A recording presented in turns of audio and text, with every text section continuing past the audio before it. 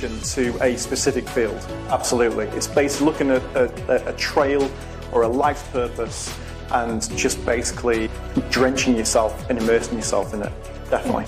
Let's discuss the members' journey. Yep. So you have the GSquared program, so you have a very exclusive process for that, and a very one-to-one relationship that's going to develop through that. We're trying to improve retention. Just been saying that one of the challenges of the fitness industry, particularly commercial gyms, is this really appalling attrition of members. Members are leaving. Too many members are leaving. And there's various reasons for that. So for me, in the same way that interviewing staff is 9/10 of the challenge of keeping them long term, to get to know someone that wants to be a member can confirm whether the facility is right for them. And we are so congruent in GSquared that if someone came to me and said, I just want to use a treadmill, I don't want anything else, I want the GSquared journey, just want to be able to get and use a treadmill, I'd probably say, you know what, we're not for you. You'd probably do better having a £17 a month membership elsewhere. It's really about ensuring that we're right for them. There was a recent piece of research done about female members and how uncomfortable they feel in gyms, which was really saddening to read. Sometimes as a female member, been told they should do more weight training, they should do more strength conditioning, and they go to the chosen gym because they bought it online, so they've had no kind of pre-check of the facility. They go down there and realise the weights area is dominated by guys. I don't know what it is, I just find it fearful to go in and then have to, you know, if I don't know how to use the machine, even if I've used it before, just the fear sets in and I'm gone, I just don't want to stay. And I've wasted many membership on that kind of experience. It's so important to us to make sure that we meet the members' expectations, that there's no way of doing that other than a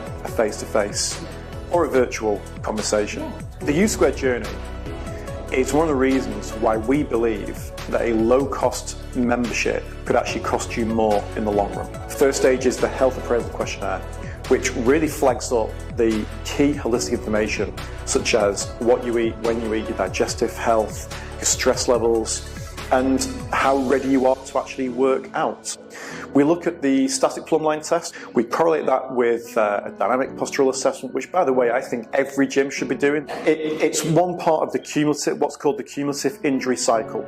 So non-impact injuries occur due to distortions and what we call pattern overload. So it's like you have distortion, let's say you've got collapsed arches or pronation distortion in your knees, you then go and do pattern overload, like tons of running around the streets, and eventually you will have an injury. That's why we're saying by having this membership, you could actually save yourself more money in the long run, because we're just giving you more awareness about your own body. Then we move into the bod pod. Bod pod is essentially the gold standard in body composition. So we know that many PT studios and gyms use caliper testing. Two problems with that. First is there are many different equations. And if you have one PT do your assessment for you and somebody else, you could be getting two different equations being used, therefore two different results. Therefore it's kind of null and void. Secondly, you've got a high degree of user error. A lot of coaches haven't got enough experience in actually doing caliper testing to give you an accurate result.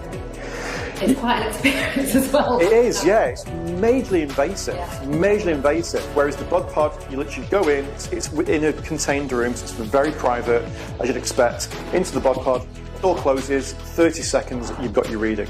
And that's why we've introduced the bod pod. Very expensive piece of kit, but we felt it was important to do that, and it's demonstrative of the price of the membership. We do a spinal alignment, so we're actually going to measure the angle of your spine. Because as we know, all movement, all innervation comes from the spinal cord. It's such an important part of the body. And again, gyms have overlooked it. It's now I'm kind of airing their dirty laundry in public. It's really quite kind of disconcerting, to see how much gyms could have done. Well, you know what? It's too late, because GSquared's here. For 18 years, I worked with gyms. For 18 years, I said, have you thought of this? Have you tried that? Do you want to do this? Do you want to try that? You need to do more. You need to keep members.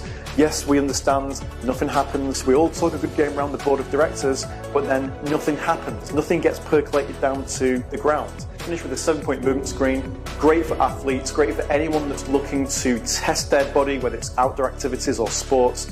That'll tell you how efficient your body can actually move. The GSquared journey is going to give you more than what I think 95–96% of PTs out there can give you. It is incredibly advanced. We've taken the induction, the very boring process, and we've flipped it on its head, and we've brought it into the next century. What made you and the team take on such a challenging project to meet all these requirements? I think 18 years of working in commercial gyms, seeing members let down, the brief was, what's it going to take to create the best gym in the world? There are certain criteria that we created, one being stunning interior. So it's got to overwhelm the senses, bringing as much nature into the space as possible, because that's representative of our support to the World Wildlife Fund. That took a long time to look at, right, the induction, let's focus on that. Right, the personal trainers, let's focus on them. The front of house, which is great. That's, you know what, that's what's kept me in this industry.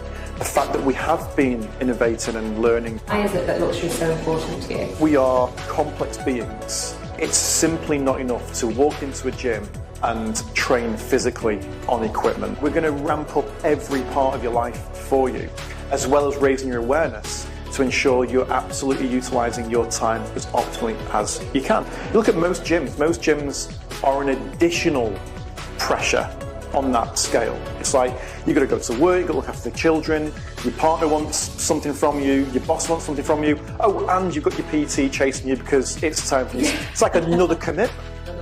And we're trying to say, well, let's not be a commitment, let's be a place where we kind of balance the scales and actually fuel you, which is where the idea, the word working in came from. Every team member, I have to see that little glint in their eye of understanding what we're achieving, what we're doing. And I can work with anyone if they've got that. It's the same with PTs. Like, PTs don't need to come to us with the most qualifications. We can teach that.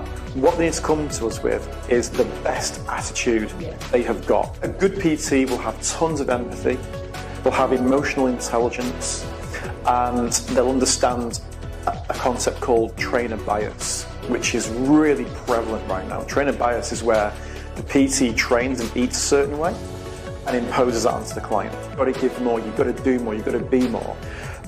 So the member gets this incredible experience. They go, yeah, I get it. I know that you support the World Wildlife Fund, and I wanted to talk about your contribution to that and where that kind of embeds into this GSquared culture. Yeah, sure. It's a great question. I had a bit of an epiphany about 6 years ago, and I took a goal card, little card, and I wrote on what I wanted the goal to be.